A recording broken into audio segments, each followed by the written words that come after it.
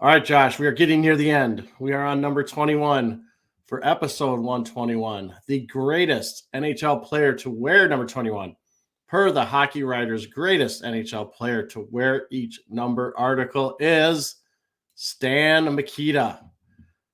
First thing you see is the sweetest helmet ever. Rivals the Jofa or the Jofa Gretzky. I love the bubble helmet. It's one of my favorites. Almost looks like a roller skating helmet to me. Oh, I just love that thing. It looks so awesome. Runners up at number 21 were pretty good. Peter Forsberg, Björn Salming, and Guy Carbonneau. So pretty good list of runners up at number 21. Who do you think the best runner up has been? Forsberg would have to be close to that, right? Forsberg's up there.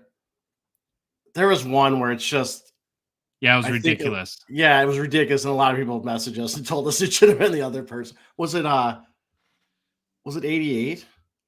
Lindros versus who's like? Don't ask me. I can't remember any of our show. Anyway, we don't remember our own show. All right, Stan Mikita. He's a center / played a little bit of right wing also.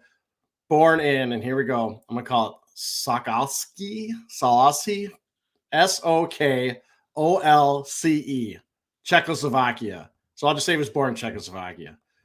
When he was 8 years old, he was adopted by his aunt and uncle and went to live in St. Catharines, Ontario, which it seems like I didn't really find a lot about his childhood. It's kind of interesting, but his parents, like his aunt and uncle, lived in Canada, came and visited his parents in Czechoslovakia. Communism was starting to take over, and his parents said, why don't you go back with them into Canada? Because your life will be a whole lot better. And that's kind of what happened. Then aunt and uncle adopted him. So pretty interesting story. Can I admit to something embarrassing? But sure. I'm still confused with, hasn't like Czechoslovakia changed its name? Yeah. Like so about 9 times now. Is it, what is it? Is it Czech Republic? Czechia. I thought you were saying now. Now it's Czechia. It's like now it's Czechia. Because it went from Czechoslovakia to the Czech Republic, right? I think so. Now it's Czechia. I'm getting way out of my space. So I have no idea why, but it would just be nice if for whatever reason they could pick one and go with it. Pick a name. All right. Mikita joined the Blackhawks for a brief 3-game stint during the 1958-59 season. With the oppression, he left after his 3-game stint, and with his previous 3 starring junior seasons with the St. Catharines Teepees of the Ontario Hockey Association, Mikita was promoted to the Blackhawks full-time for the 1959-60 season. Mikita played in 1,396 regular season NHL games over a 22-season NHL career. Mikita played his entire career with the Chicago Blackhawks.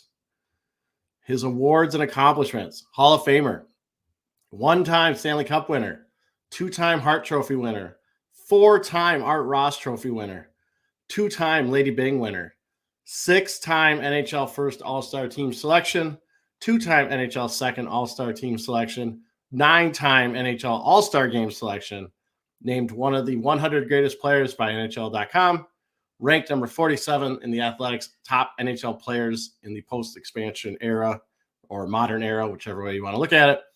His number 21 is retired by the Chicago Blackhawks. I'm going to fully admit I am fully embarrassed. I didn't realize he had that many accolades. I always knew he was like a really good, great player. I learned a lot, and I feel shame. I should go to the box. That was terrible. For his career in the regular season, Mikita had 541 goals, which is 33rd all-time, 926 assists, which is 19th all-time, for 1,467 points, which is 17th all-time. He made the playoffs in 18 of his 22 NHL seasons, compiling 59 goals, 91 assists for 150 points in 155 NHL playoff games played. Mikita had 13 seasons of 72 or more points. Of those 13 seasons, Mikita had 2 seasons of 97 points and 7 seasons of 80 or more points. Mikita had 9 seasons of 30 or more goals. The best seasons of his NHL career from a point standpoint was his 1966-67 season, where Mikita had 35 goals, 62 assists for 97 points in 70 games played, and his 1967-68 season, where Mikita had 30 goals, 67 assists, again for 97 points in 74 games played. So Josh, Mikita, one of the absolute best NHL centers during the 1960s. This picture I'm showing, if you're watching the YouTube, is so sweet and That's so awesome. old. And I love this. Like, it doesn't, they do have plexiglass there. So I like when the old ones have like the fencing or like chicken wire around the rink. Those are just awesome. I love this. Is just a great picture. I love old time hockey pictures. So Mikita was known for his combination of being a skilled defender and also being one of the game's best face-off men using his innovative curved stick. I think I get to that. I do get to that in fun facts, but a lot of people know the story, but we'll repeat it real quick.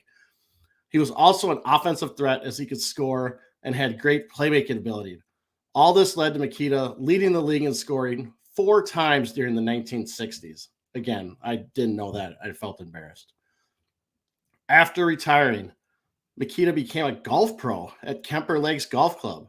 He also started Stan Mikita Enterprises, which had a business unit that made the small plastic sauce containers that came with chicken McNuggets. So Really? he wasn't hurt. He became a very successful businessman after. I love He's that the one. barbecue sauce container guy? Do you remember those back in the day? Yeah. I think that you still get. It's probably. I don't think that's changed much, has it? I don't think they've changed, have they? No, I don't think, unless they use like more recyclable materials or something. But yeah. Also, after his retirement, he became a goodwill ambassador for the Chicago Blackhawks organization. In 2011, the Blackhawks unveiled a statue of Mikita at Chicago's United Center. And what I love about the statue, you don't see many color ones. Yeah, I was just going to mention that. Yeah, and I love that this one's color. You can find some really good pictures online where it's bright. I don't know if it's dulled up or whatever, but I love just the tape around the socks. I mean, it looks like a really nice statue. It actually looks like him. You see those statues that it doesn't look anything like them, and you're just like, oh, okay. But that looks like an absolute fantastic statue. If the Wild had to do a statue of somebody, who would it be? You know what they would do? They would do the fans. Fans. I was just going to say that. They'd have a statue of the fans. It'd be so dumb. Retire number 1. Stupidest thing ever. All right. Yeah. Wild.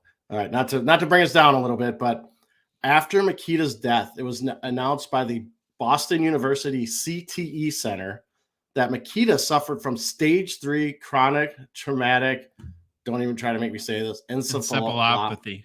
Yeah, there you go. Or CTE at the time of his death. This made Mikita the first NHL Hall of Famer to ever been diagnosed with the disease. So probably not very the last, sad. no. Yeah, not the last. Very sad.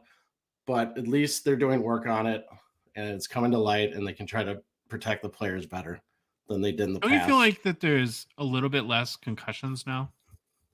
Like the league's done a little bit better job, and maybe the helmets have gotten a little bit better. I bet it's everything. It's the equipment's getting better. The testing is better.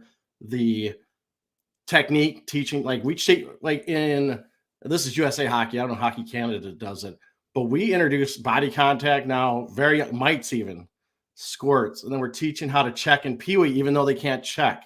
But you start teaching it, because what you don't want is them to get to Bantams in the U.S. and all of a sudden they're going to start hitting. They have no experience. That's when kids get injured, and that's when bad things happen.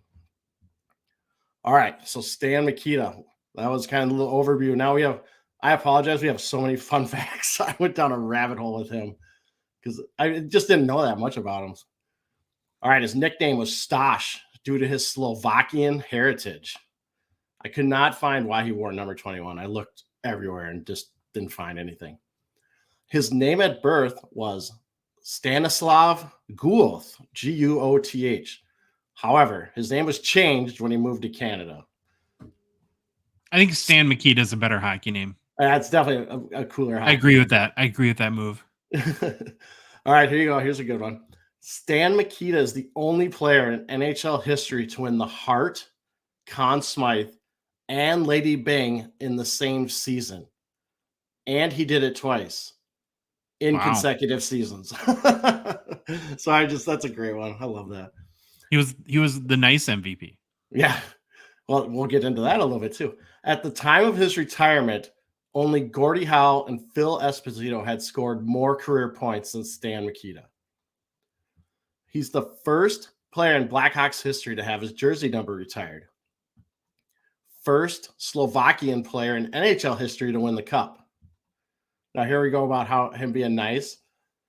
During a couple of his early seasons in the NHL, Mikita was among the most penalized players in the league. However, he decided to change his game and play a cleaner game.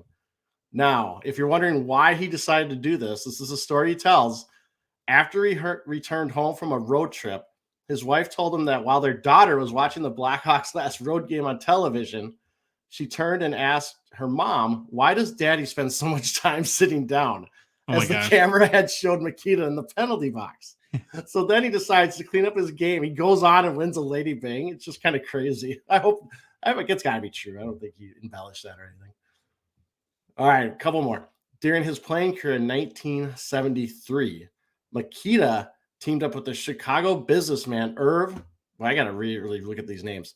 Tianabic to form the American Hearing Impaired Hockey Association to bring together deaf and hard of hearing hockey players from all over the country.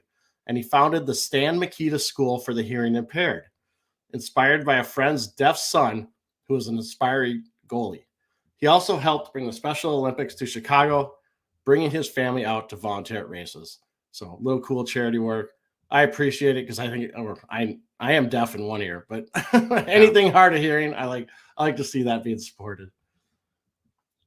Mikita was one of the first players to wear a helmet full time after a December 1967 game in which an errant shot tore off a piece of one of his ears, which luckily was stitched back on, but then he decided to wear a helmet. Oh, man. Yeah, that sounds great, doesn't it? No. Along with Bobby Hull, was one of the first to use a curved stick. We've talked about the story many times, but yeah, they were putting it under their hotel doors, bending them, getting to the propane tanks and all that stuff. And then finally, Josh, fun, interesting fact. Who can forget Stan Mikita's donut shop in Wayne's World? Great reference in that movie. It wasn't a real place, but they did one year build it. And it was like a pop-up. They did a Stan Mikita's donut shop. Really? I have no clue if this picture's from the movie, the stand-up. I don't know, but I just found it. It looks like it was from the movie. But I love that. All right, Josh, his rookie card. 1960, Topps, number 14. There are no PSA 10s, so we have a whopping gem rate of 0%. PSA 9 has a pop of 4. And why did I put PSA 8 pop is 68%. It's probably 68, not percent. Yeah. So it's very tough grade.